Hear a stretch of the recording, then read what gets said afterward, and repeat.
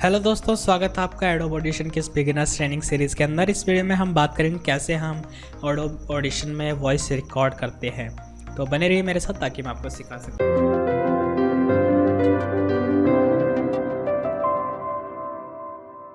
Hello and welcome to medialums.com। और दोस्तों, स्वागत है आपका इस एडोब ऑडिशन सीसी की बिगिनर्स ट्रेनिंग सीरीज़ के अंदर। इस वीडियो में हम बात करेंगे कैसे हम ऑडियो रिकॉर्ड करते हैं। तो चलिए स्टार्ट करते हैं। तो ऑडियो रिकॉर्ड करने के लिए सबसे पहले आपको अपना डिवाइस जो है वो चेक करना पड़ेगा कि वो आपका प्लग है। जैसे हो सकता है आप लैपटॉप पे रिकॉर्ड कर रहे हो तो सिंपल आप अपने 3.5 mm पोर्ट है वहाँ पे अपने माइक्रोफोन कोड लगा सकते हैं। अब वहाँ पे खैर आपको थोड़ा देखना पड़ सकता है क्योंकि कुछ लैपटॉप्स ऐसे होते हैं जिनमें 2 पोर्ट होते हैं, ठीक है, ऑडियो इन और ऑडियो आउट का। कई ऐसे होते हैं जिनमें सिर्फ एक ही होता है, तो वहाँ पे आपको शायद जो सेपरेटर है या स्प्लिटर जो है वो यूज़ करना पड़ सकता है, या फिर आप जो है अलग से एक USB ये यूज़ कर सकते हैं, USB ऑडियो कार्ड जिसे हम बोलते हैं। या फिर आप अगर ज़्यादा प्रोफेशनली यूज़ करें तो आपके पास ऑडियो इंटरफेस भी होगा। तो खैर आपको उन्हें सेट करना पड़ता है कि ऑडियो आखिर ये रिकॉर्ड करे कहाँ से। तो उसके लिए हम जाएंगे एडिट और देन प्रेफरेंस लास्ट में, और फिर यहाँ पे ऑप्शन होता है आपका ऑडियो हार्डवेयर का। तो यहाँ पे हमें इसे बताना पड़ता है। सबसे पहले डिवाइस क्लास है, तो यहाँ पे बेसिकली आपको ड्राइवर चूज़ करने पड़ते हैं। तो आप जैसे WAS API यूज़ कर सकते हैं या फिर MME। तो आपके बाय डिफ़ॉल्ट ये MME पे होगा, क्योंकि मैं साथ में मेरा एक सॉफ्टवेयर है FL Studio से यूज़ करता हूँ, तो ये उसका ड्राइवर है। आप चाह सकते हैं MME को यूज़ कर सकते हैं, जैसे मैं यस करता हूँ। अब आपका है डिफ़ॉल्ट इनपुट। तो यहाँ पे क्या है, या तो मैं microphone to high definition audio device जो मेरा लैपटॉप का है, या फिर microphone USB PNP sound device. तो ये जो है मेरा माइक्रोफोन है। इसके बाद है डिफ़ॉल्ट आउटपुट। तो आउटपुट कहाँ आएगा, या तो हेडफोन्स जो मैंने लगा रखे हैं, या स्पीकर जो मेरे लैपटॉप के स्पीकर्स हैं, या फिर स्पीकर USB PNP जो मेरा USB डिवाइसेस है उसका जो स्पीकर है उसमें आए। तो मैं अभी फ़िलहाल मेरे हेडफोन्स यूज़ कर रहा हूँ और वो मेरे लैपटॉप के जैक में लगे हुए हैं। फिर आपका मास्टर क्लॉक है, तो वो कहाँ से होगी, तो खैर आपको यहाँ पे ध्यान नहीं देना। जो आपको अभी ध्यान देना वो है लेटेंसी के ऊपर। तो ये एक तरह से वो है कि आपने कुछ बोला, ठीक है, और वो यहाँ पे रिकॉर्ड हुआ, तो उसके बीच में जो टाइम डिफरेंस है वो कितना होता है। जैसे प्लेबैक जब हम करते हैं तो बीच में क्या है, अगर आप लेटेंसी को, अगर आपके कंप्यूटर की परफॉर्मेंस अगर अच्छी है तो आप लेटेंसी को कम कर सकते हैं 30-40 तक भी। बट इससे अगर आपके रिकॉर्डिंग सही से नहीं हो रही या फिर उसमें ग्लिचेस आ रहे हैं तो आप लेटेंसी को कम कर सकते हैं।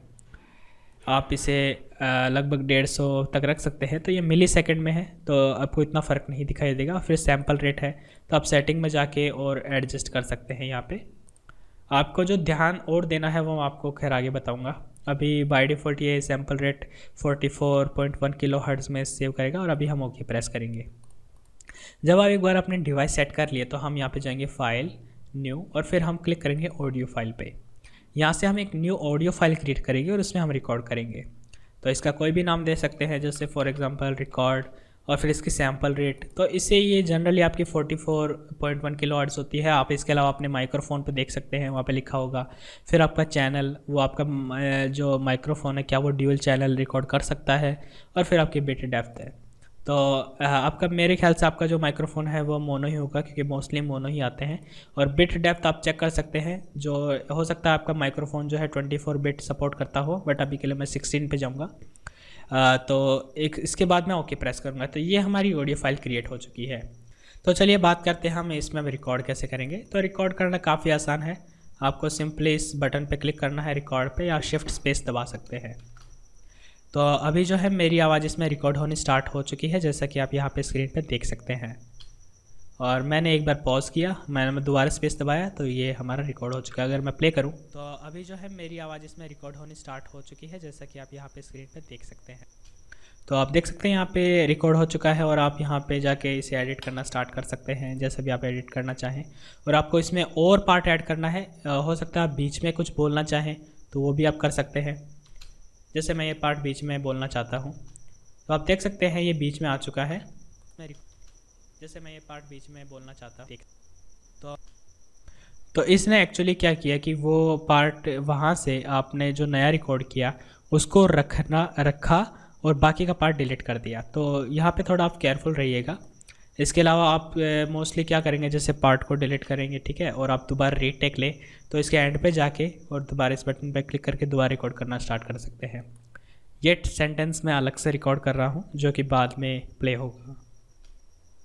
तो ये मैंने यहाँ पे रिकॉर्ड किया और आप इसे प्ले करना चाहें, ये सेंटेंस मैं अलग से रिकॉर्ड कर रहा हूँ जो कि बाद में प्ले होगा। ठीक है, इस तरह से। तो हम इस तरह से रिकॉर्ड कर सकते हैं और आप जो फालतू के ये हटा सकते हैं। हम इसमें बैकग्राउंड नॉइस भी रिमूव कर सकते हैं खैर, और इसमें इन्हांस कर सकते हैं, वो मैं खैर आपको अलग से बताऊंगा। ठीक है, कैसे हम इसे करते हैं। बट एक जनरल आइडिया ये होता है कि जब आप अपनी वॉल्यूम या वॉइस रिकॉर्ड करें तो थोड़ा सा एम्प्टी स्पेस पे रिकॉर्ड कर लें। यानी जैसे मैं कुछ नहीं बोलूँगा, सिर्फ सिंपल रिकॉर्ड करूँगा।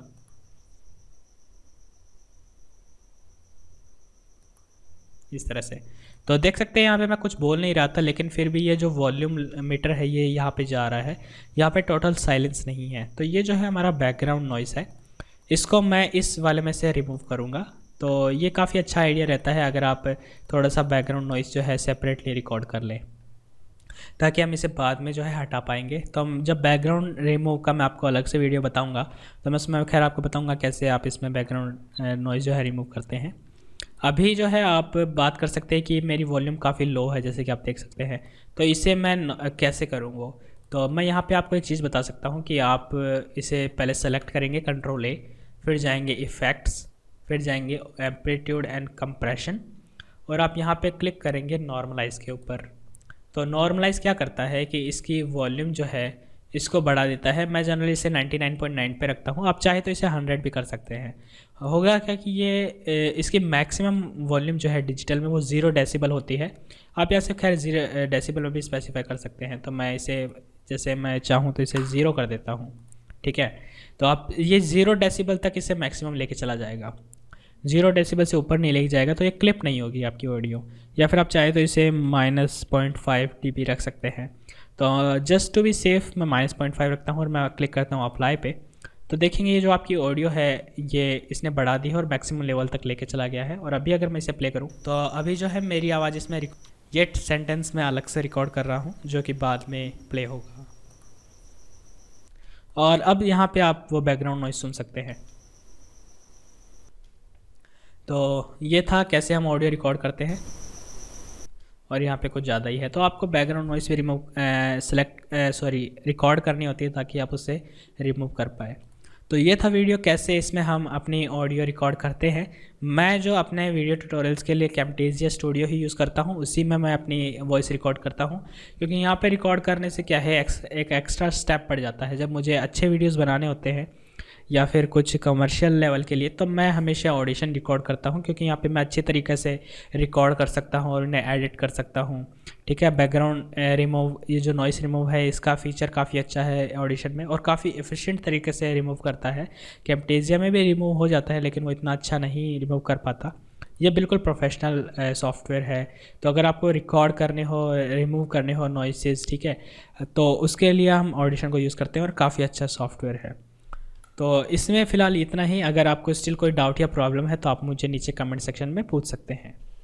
तो मैं आशा करता हूँ ये चीज़ आपको समझ में आई होंगी। इसी तरह के और वीडियोस के लिए आप मेरे चैनल को सब्सक्राइब करना ना भूलें, और एडवांस ट्यूटोरियल्स के लिए और ज़्यादा जानकारी के लिए आप मेरी वेबसाइट यानी medialearns.com पर भी जा सकते हैं। तो इसी के साथ मैं आपसे मिलता हूँ मेरी अगले वीडियो में। So thank you for watching this video. I am Devendra Singh and I will see you next time. Thank you.